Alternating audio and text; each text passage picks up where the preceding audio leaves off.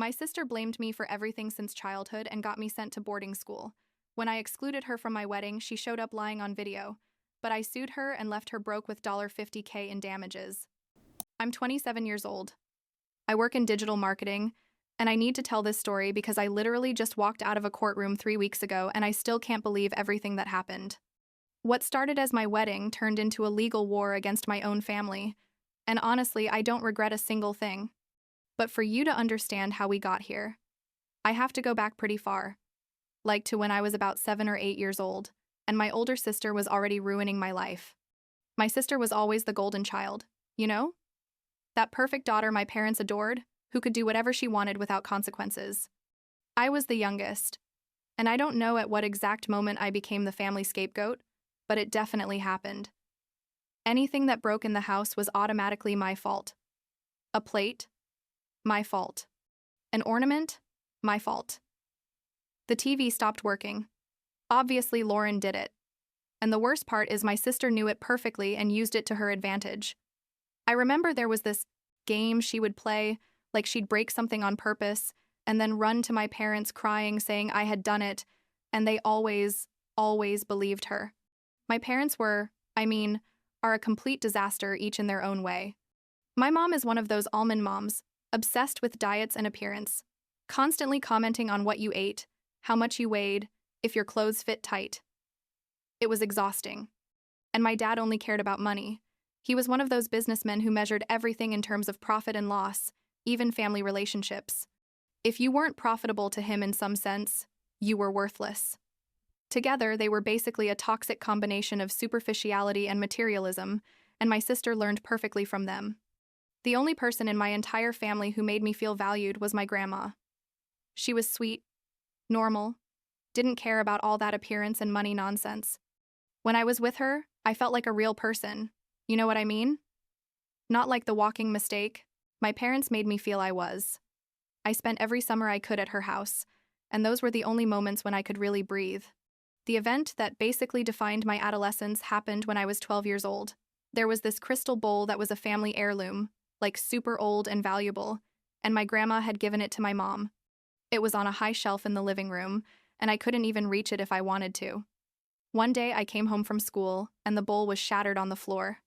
My sister was standing there crying, and as soon as she saw me, she started screaming that I had broken it, that I had climbed on a chair to reach it and knocked it over. I tried to explain that I had just arrived, that I literally still had my backpack on my back, but it didn't matter. My dad yelled at me for like an hour, calling me irresponsible, destructive, a bunch of horrible things. My mom just cried, saying how could I be so careless with family things? And you know what they did? They sent me to boarding school. At 12 years old, they took me out of the house and sent me away because supposedly I needed discipline and to learn to respect things. Looking back now, I realize they basically exiled me, sent me away so my sister could be the only daughter at home without my presence ruining her perfect image. I spent the next years at that boarding school, going home only during vacations and always feeling like an unwanted guest. Boarding school wasn't terrible, honestly. I made friends, did well academically, and being away from my toxic family probably saved my mental health at that time. But it hurt, you know? It hurt knowing that your own parents preferred not to have you around, that they chose to believe your lying sister before giving you the benefit of the doubt. When it came time to go to college, my parents insisted I live with my sister to save money on rent. She was already in college in the same city where I was going to study, and she had a 2-bedroom apartment that my parents paid for. I didn't want to, obviously, but my dad told me that if I didn't accept, he wasn't going to pay my tuition, so I had no choice. Living with my sister was absolute hell. She'd leave her mess all over the house and expect me to clean it. She'd bring people over at any hour making noise when I had exams. She'd eat my food and then accuse me of stealing hers. Basically, she recreated our childhood dynamic, but now without our parents as mediators, although, well, they never really mediated anything. They always took her side. In my freshman year of college, I started dating this guy. He wasn't anything special. We were young, and I don't think it would have lasted anyway. But at the time, I really liked him. My sister met him a couple of times when he came to the apartment, and I noticed she flirted with him, but I didn't think it was serious because, I don't know, who does that? Turns out my sister does that. It was my college prom night, one of those formal events fraternities organize, and I was super excited. My boyfriend was going to be my date. We had plans to go to dinner afterward. The whole thing. But the guy never showed up to pick me up. I waited like an hour, calling him with no answer, until I finally decided to go to the event alone because I had paid for the ticket and my friends were already there. When I got home that night, like at 2 inches the morning, I found them together on the living room couch.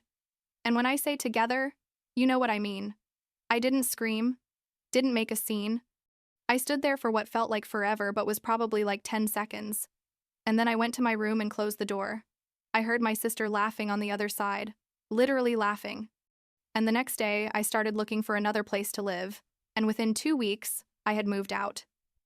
I broke up with the boyfriend, obviously, and basically stopped talking to my sister completely.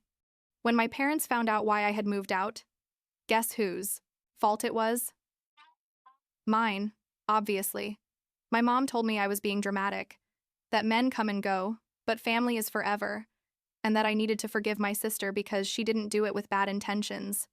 My dad was more direct and told me it had been my mistake to leave my boyfriend alone where my sister could see him, that basically I had tempted him. Seriously, that's what he told me. That it was my fault my sister slept with my boyfriend. That's when I decided I was done with all of them. I cut myself off completely, blocked their numbers, their social media, everything. I got 2 jobs to pay my rent and school because I knew my dad wasn't going to keep helping me financially if I didn't accept his rules, and I was right. He cut all financial support immediately. They were hard years, honestly, working full-time while studying full-time, but I preferred them 1,000 times over, staying under my family's control. I graduated, got a good job in digital marketing, and moved to another city, like 3 hours away from where they all lived. I built my own life, made friends who felt more like family than my own family, and honestly, I started to heal.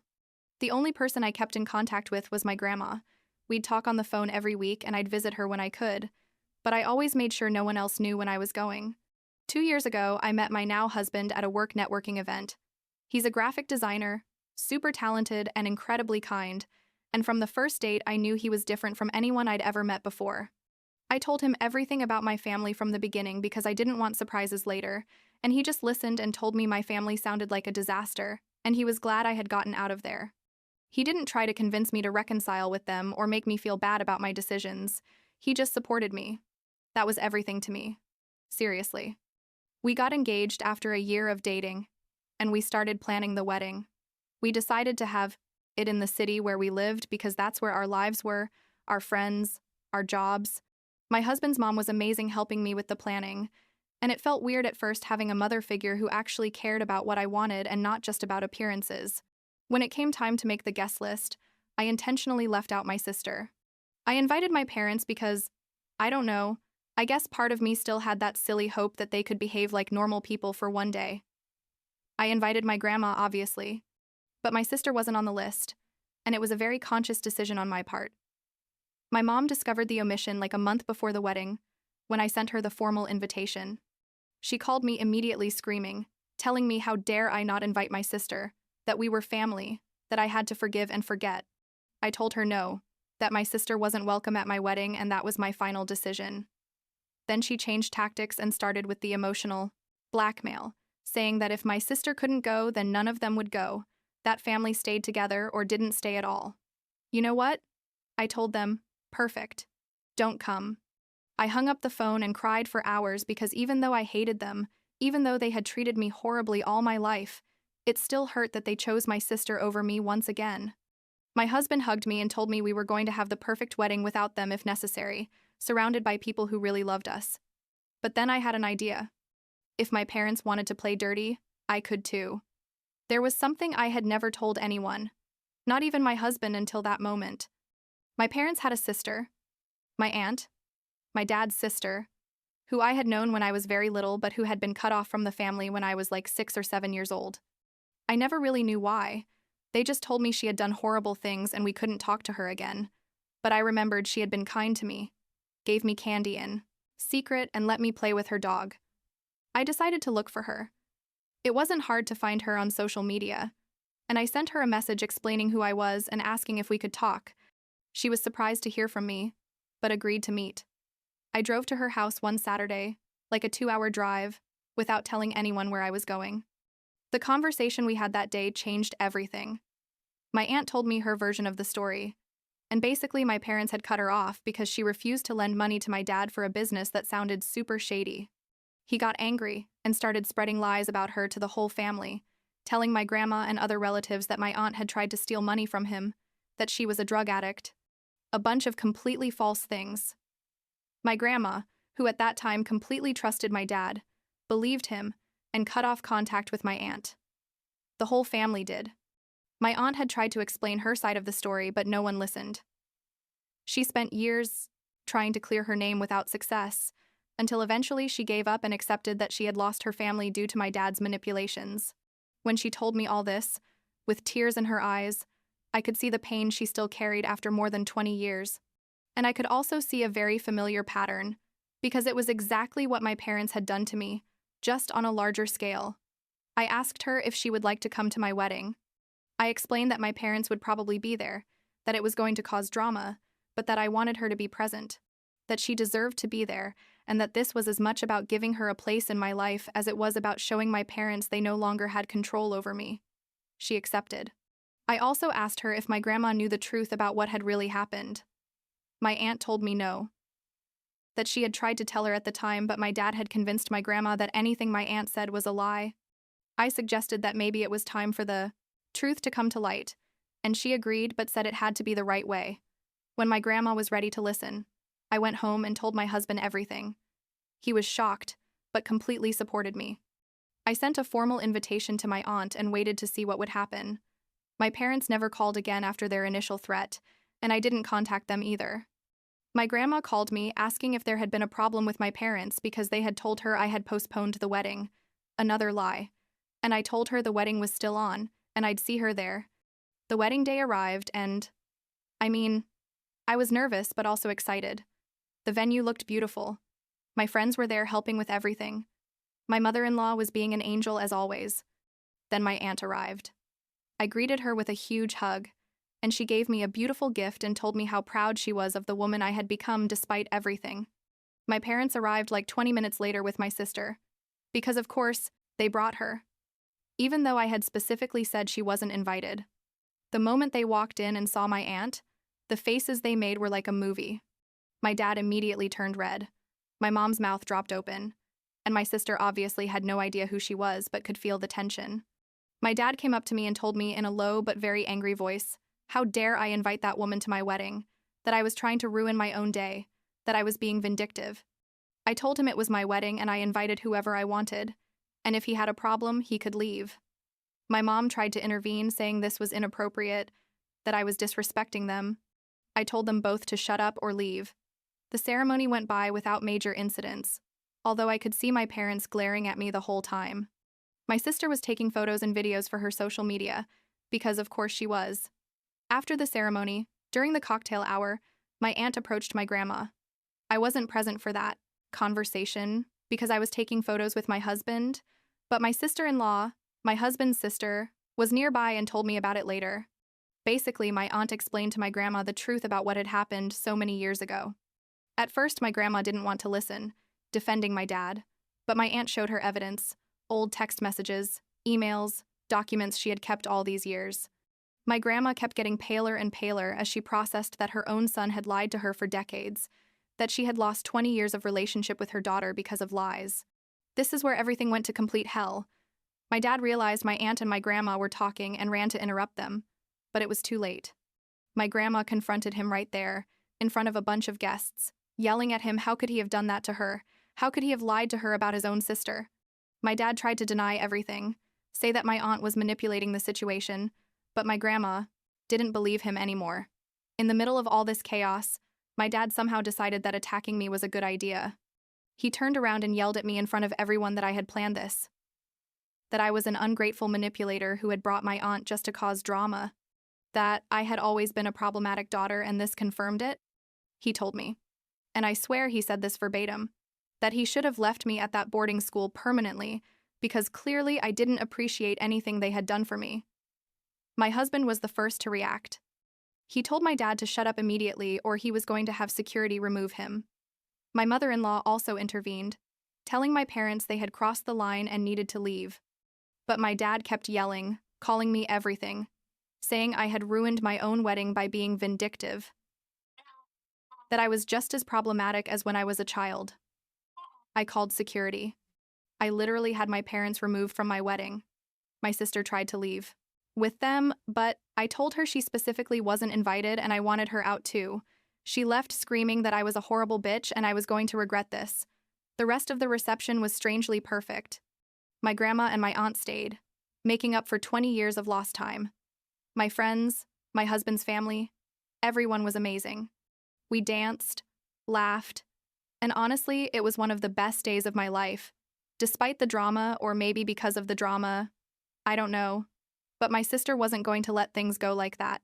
The next day, she started doing lives on social media, telling her version of the story, saying I was an abusive person who had kicked my parents out of my wedding for no reason, that I had made things up about my family, and that I had always been problematic, and now I was spreading lies to make my perfect and loving family look bad. She had thousands of followers. Like my sister was always one of those people obsessed with influencers and all that, and her followers started sending me horrible messages, found my social media, even though I had it private, called me everything. My sister-in-law, who's a lawyer, told me that was clear defamation. She explained that my sister was making false accusations publicly that could damage my reputation, and that I had legal grounds to sue her. Honestly, I hadn't considered it before, because even though I was furious, part of me still thought this would eventually calm down on its own. But it didn't calm down. My sister kept going and going for days, making posts, stories, lives, telling increasingly elaborate lies. She started saying I had stolen money from my parents, that I had physically abused her when we were kids, that I had tried to sabotage her education. All completely made up. But her followers ate it all up without questioning anything. When I started getting calls at my work from people who had seen my sister's posts, I knew I had to do something. I hired a lawyer and sued my sister for defamation. Also, my aunt decided to sue my parents for what they had done to her, years of manipulation and lies that alienated her from her family. The legal processes were long and exhausting. We had to collect evidence, testimonies, documents. My grandma testified in favor of me and my aunt, explaining how my parents had lied and manipulated everyone for years. Several of my sister's friends from her college years also testified, talking about how she used to habitually lie about all kinds of things. The case against my sister was the first to be resolved. The court ruled completely in my favor. She was ordered to pay damages for the amount of emotional stress and damage to my reputation, like $50,000 or something like that. And she also had to make a public apology on all her social media admitting she had lied. She tried to appeal, but her lawyer basically told her she had no defense, because everything was documented on video where she herself said the lies. Seeing that public apology I can't even describe the satisfaction. After years of her lying about me without consequences, she finally had to admit the truth. Many of her followers unfollowed her, and basically her dream of being an influencer crumbled. I'm not going to lie. It was incredibly satisfying. My aunt's case against my parents was also resolved in her favor.